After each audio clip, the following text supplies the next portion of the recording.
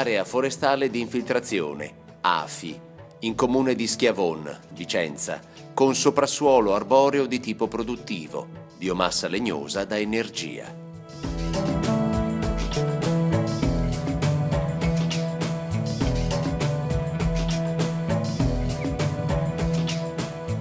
L'area forestale di infiltrazione si trova all'interno dei confini comunali di Schiavon, Vicenza, in località Longa, posto a nord rispetto al limite settentrionale della fascia delle risorgive. Si tratta di un terreno agricolo negli ultimi anni coltivato a prato.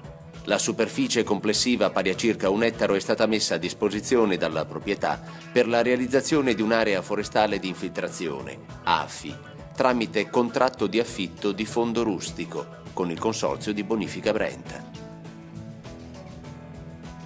L'area forestale di infiltrazione è caratterizzata dalla presenza di un reticolo di canalette ad acquatrici parallele organizzate a pettine, le quali garantiscono l'infiltrazione dell'acqua. Esse sono raccordate in testa al canale adduttore e in coda all'appezzamento al canale del troppo pieno. Entrambi i punti di raccordo presentano dei tratti tombinati per consentire il transito delle macchine all'interno dell'area. Le acque di irrigazione sono di derivazione del fiume Brenta. Il sistema idraulico dell'AFI è collegato alla vicina roggia di irrigazione mediante tubazione interrata. L'acqua destinata alla ricarica viene immessa e regolata attraverso un sistema di adduzione dotato di paratoia metallica regolabile. L'acqua passa attraverso una trappola per sedimenti, realizzata in testa all'impianto di superficie pari a circa 50 metri cubi. Viene distribuita nell'area di ricarica mediante un sistema di regolazione a livelli, il quale determina una ripartizione del flusso disponibile in maniera uguale tra le linee di infiltrazione. L'azione di ricarica è favorita inoltre dalla posa in opera di manufatti di controllo del livello posti a metà di ogni linea. Su un solo lato di tutte le scoline sono state piantumate alla distanza di 2 metri tra loro, sulla fila, specie arboree da biomassa. Sul lato opposto della scolina, invece, sono state messe a dimora, alla distanza di 1,5 metri sulla fila una dall'altra, piante arbustive.